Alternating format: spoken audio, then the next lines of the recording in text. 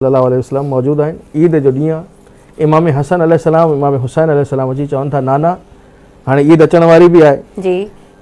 चवनि था नाना हर कंहिं वटि पंहिंजी सवारी मौजूदु आहे, असांखे सवारी खपे, असांखे सवार थियणो आहे जी। त पाण फरमायो मस्जिद में त अचो मुंहिंजे कुल्हे ते वियो, मां तव्हांजी सवारी आहियां। सुभान अल्लाह। हिकिड़े पुट खे इमाम हसन मुश्तबा खे सॼे कुल्हे ते, इमाम हुसैन खे खबे कुल्हे ते विहारे हलणु लॻा। मस्जिद खां ॿाहिरि निकिता आहिनि सवारी ते सवार थी करे। उन्हनि चयो नाना ॿियनि जी सवारियुनि वटि मुहार बि आहे, लगाम बि आहे, असांजी सवारी वटि पर मां हे मुंहिंजी ज़ुल्फ़ूं आहिनि, इन्हनि खे हथ में ॾियो। अल्लाहु अकबर। हाणे हलणु लॻा। जीअं जो निकिता आहिनि त हज़रत अबू बकर सिद्दीक़ ॾिसी चवनि था त निअमल मरकब, केॾी त सुहिणी सवारी आहे। नबी अकरम पाण सवारी थी आहिनि, हसन मुश्तबा इमाम हुसैन अलैहिस्सलाम हे सवार आहिनि। फरमाए त निअमल मरकब, केॾी त सुहिणी तव्हांजी सवारी आहे, वाह वाह तव्हांजो छा नसीब आहे, छा अज़मत, छा शान आहे तव्हांजी, एॾी अज़ीम सवारी तव्हांखे मिली आहे।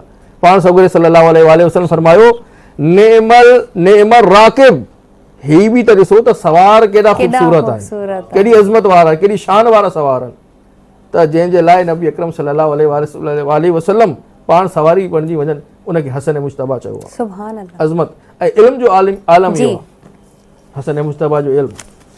जॾहिं हाकिम शाह मदीने आयो आहे ऐं इमाम हसन मुश्तबा सां मुलाक़ात कंदे हुन चयो त तव्हांजा बाबा बि वॾा वॾा दावो कंदा हुया त सलूनी सलूनी क़बलन तफ़क़िदूनी, और को आसमान जे रास्तनि खां ईअं वाक़िफ़ न आहे जीअं अली ज़मीन ऐं आसमान जे रास्ते, को ज़मीन जे रास्ते खां एॾो वाक़िफ़ न आहे जीअं अली आसमान जे रास्ते खां वाक़िफ़ आहे।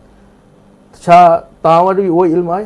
फरमायो हा, जेको इल्मु मुंहिंजे बाबे वटि हुयो सॼो मूं वटि आहे, मां हुनजो वारिस आहियां, इल्म में बि वारिस आहियां। फरमायो त हे ॿुधायो हीउ जेको खजियुनि जो वणु आहे इन में घणी खजी लॻल आहिनि, घणी खारकूं आहिनि, वण में घणी खारकूं आहिनि। इमाम जे पोयां खजीअ जो वणु हुयो। जी जी। इमाम गर्दन घुमाए करे न ॾिठो त छा आहे, उते ॿी फरमाए हिन में 4004 खजियूं आहिनि, 4004। हे दावो इमाम जो अची वियो साम्हूं। हुन चयो ठीकु आहे, तव्हां चयो 4004। ख़ादिम खे नौकर खे हुकुम ॾिनो त घणो हिनखे घणी आहिनि। गणण लॻो, गणंदे हुन चयो 4003।